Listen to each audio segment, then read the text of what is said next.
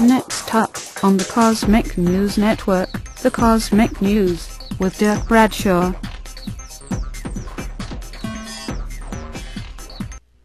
We flew to jolly old England to ask the internet what was the greatest thing on it. Internet, what is the greatest thing on you, the internet? Hello there. Yes, let's see. I will scan now. I see that. I scanned over 3 billion sites, and overall, I would have to say freeinla.com is by far the greatest thing on me. There you have it. Over 3,000 things to do. Free in Los Angeles. Freeinla.com rules the internet. I did not say that it ruled me. No one rules the internet. Flying high above the planet Earth, this is the Cosmic News with Dirk Bradshaw. Brought to you by CosmicNewsNetwork.com.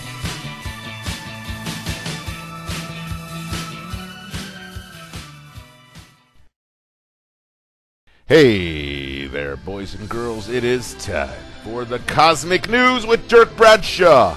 I am Dirk Bradshaw, and tonight there are several implications of an advanced anti-gravity craft that was back engineered by humans using alien technology. All of the anti-gravity technology is, of course, in the control of an organization that is conducting the UFO cover-up. This organization is so heavily infiltrated by those evil, notorious cabal types.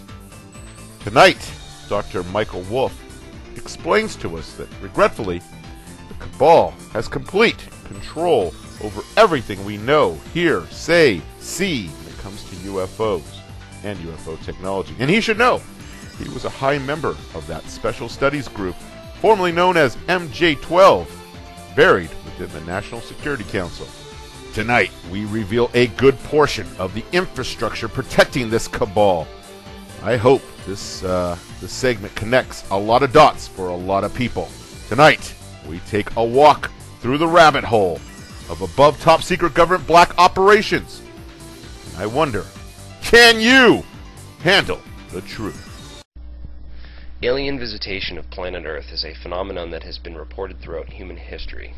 It's only in recent times, since the advent of atomic energy and the innovation of rocketry and space exploration, that the aliens have started becoming increasingly interested in what we were doing and began to interact with us. Many fighter pilots during World War II reported seeing Foo Fighters, disc-shaped craft that sometimes appeared as glowing orbs of light. This UFO appeared over Los Angeles in 1942 and stayed there for several hours. They shone spotlights up at it, and the military even tried shooting at it, their gunfire apparently having no effect.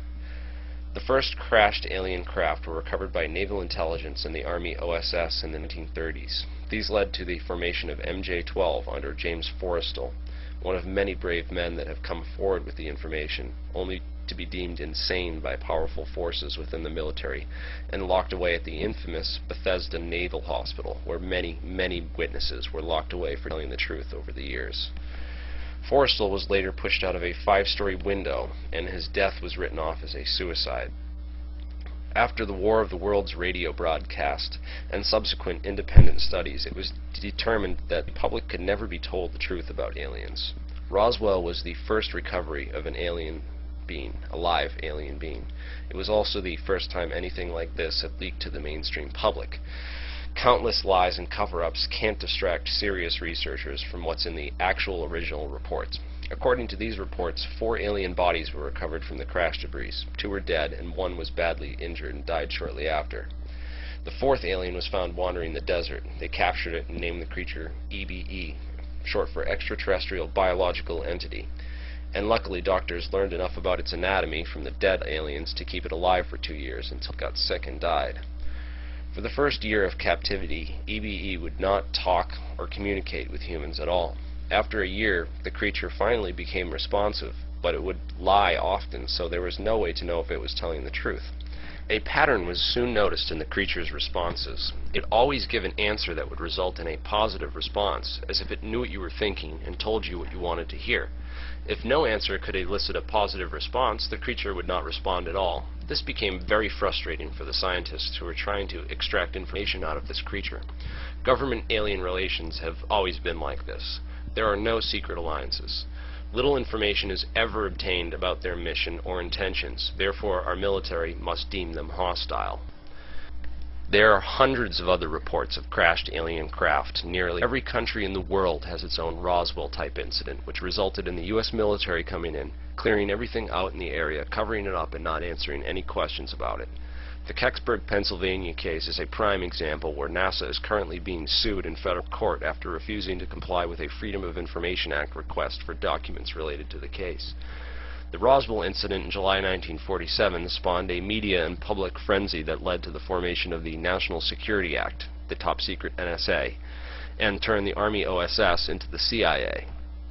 Several top-secret reverse engineering programs took place at Los Alamos during this time, where scientists were told they were examining Russian or Japanese technology and asked to figure out how it worked. In 1955, Area 51 was created, and then in 1958 the government created a public-friendly space administration called NASA to cover for the real space program that was being run under NACA. Research was limited and funding was small. Some say the idea was to release the technology in steps, a little at a time, but I don't think they planned it that way at all. Just because NASA has actual physical specimens for study doesn't mean that they understood what they were dealing with the first time that they looked at it. They would have had to understand the science behind how these things worked, science that wasn't known to the mainstream world. Until now, our understanding of science has now reached the point where we have stealth technology, we have anti-gravity drives that can bend space-time by spinning superfluids at relativistic speeds. The implications of technologies like interstellar space travel alone suggest that alien visitation is possible. Combine that with the possibility of aliens existing and you'll find your answer. So why are they here? They are here to study and observe us for scientific reasons as well as military ones. We are a threat to them. We are terrorists who manufacture and possess nuclear weapons of mass destruction. We have stockpiled enough nuclear missiles to destroy the entire planet, yet we call ourselves intelligent. Furthermore, the people that we put in charge of these nuclear launch codes have reported that their bunkers and silos were infiltrated by UFOs, which removed the nuclear material from all the warheads. There have been reports of UFOs chasing down ICBMs and flying around them, shining a laser to disarm the warhead and remove the radioactive material. Now, either this really happened, or the government is hiring mentally unstable people to control the fate of the world. But that doesn't explain what made the plutonium and uranium disappear. You know what I mean? With a primitive and violent species like ours, I understand why the aliens would adopt a strict non-relations foreign policy. Non-relations is the best foreign policy one can have. They study us, monitor us, and try not to give us any information so they can observe us evolve more naturally. Some even say that they have a giant supercomputer that has recorded all of Earth's history and can play it back for you, any part of it. The F-117 stealth fighter was around for 30 years before they revealed its existence to the public. We usually have to wait until someone dies or spills the beans to get any answers, and 30 years is a long time to keep a secret. By this estimate, I would say that our government scientists were beginning to understand the intrinsic structure of these materials they were examining sometime back in the 1980s. I would like to ask any scientists who may have worked on any projects like this to step forward or send me any information on what they know. These chips would be silicone-based and sparkly, and some turn invisible under flash photography. You would have lost your job sometime before the Iran-Contra scandal went down, when your funding was cut off to pay for secret wars for globalization once they knew they had the technology to microchip everybody. By the 1980s, these top-secret research programs required several $100 billion a year to fund annually. How is this all paid for? The most contrived racketeering operation in political history, the war on drugs. We all know that drugs are bad for us. Some people choose not to care and do them anyway. Drug use is a social medical problem, yet we have laws that make it a criminal problem. Compare this to prohibition in the 1920s when Al Capone ran the Chicago mob on bootleg liquor. The rise of organized crime was a direct result of the increased black market value of the drug, and thus potential profit. Drug dealers would be forced to get regular jobs if they couldn't make more money selling drugs. But it's the people bringing drugs into the country who are making the real money. and it's a conspiracy at the highest levels of government. The DEA is to eliminate the CIA's competition. The most ingenious part of the plot is how it promotes bigger government and makes people demand a police state as the drug problems grow worse. The problem is they send marijuana users to jail where they meet 500 other drug dealers and make connections. While locked in this cage together, they teach each other criminal behaviors and how to be smarter at getting away with them, and young impressionable men who came in on petty pot charges get introduced to cocaine and heroin. Many hardcore drug addicts say that they tried it for the first time when they were in prison. The criminal justice system only breeds criminality, and the judges and prosecutors who pretty much don't care because it gives them a job. Helping a man by locking him in a cage like an animal, these are smart people in these positions of power, and they know what they're doing.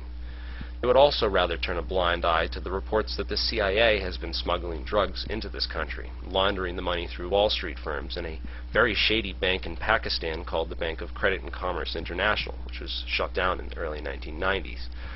During the 1980s, the secret government ran several operations which were partly uncovered during the Iran-Contra hearings, which involved running drugs to pay for weapons which were then given to terrorist groups, who would then attack other countries with the weapons we gave them secretly, just so that the people would call for help and America could come to the rescue. Sure enough, a bunch of people got caught taking hostages, and, well, we can all go look up the history. However, something the history books don't tell you is that the guy who was hired to investigate the Iran-Contra scandal of the government is tied to the entire operation through a secret society known as Skull and Bones. He swept the CIA drug dealing thing under the rug and said a few bad apples were sorted out, but everything is fine again now. He later would allow the younger Bush to steal the 2004 election without any protest. Bush had also stolen the 2000 election against Al Gore, and this was a hot topic in the press in August and September of 2001. In May of 2001, the Disclosure Project came forward with over 400 former military and government officials claiming that they had worked on black projects with UFOs within the military and government, and were beginning to prompt the newly elected Bush and his Congress to open congressional hearings and investigations into the entire matter of UFOs, aliens, and extraterrestrials. At the same time, peace protests were threatening to end wars everywhere, and the Taliban had begun burning all the opium fields in Afghanistan, so the secret government's heroin operation was running dry. All of these things sort of came crashing together at once, and a plan that had been underway for nearly 30 years was rushed into action. On 9/11/2001, Dick Cheney and Donald Rumsfeld made their dream of a new Pearl Harbor come true.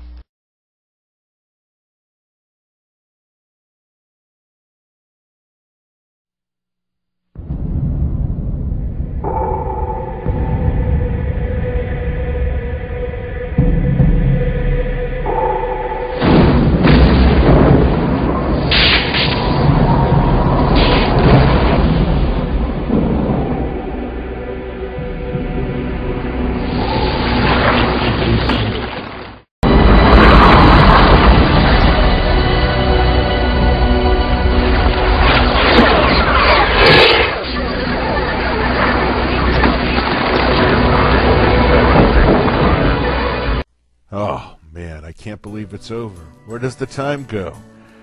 Well, I see the fat lady's off the stage. She's looking right at me. It's time for me to go put her to bed. I hate goodbyes. So instead I'm going to say, until we meet again, I'm Dirk Bradshaw for the Cosmic News. Wake up.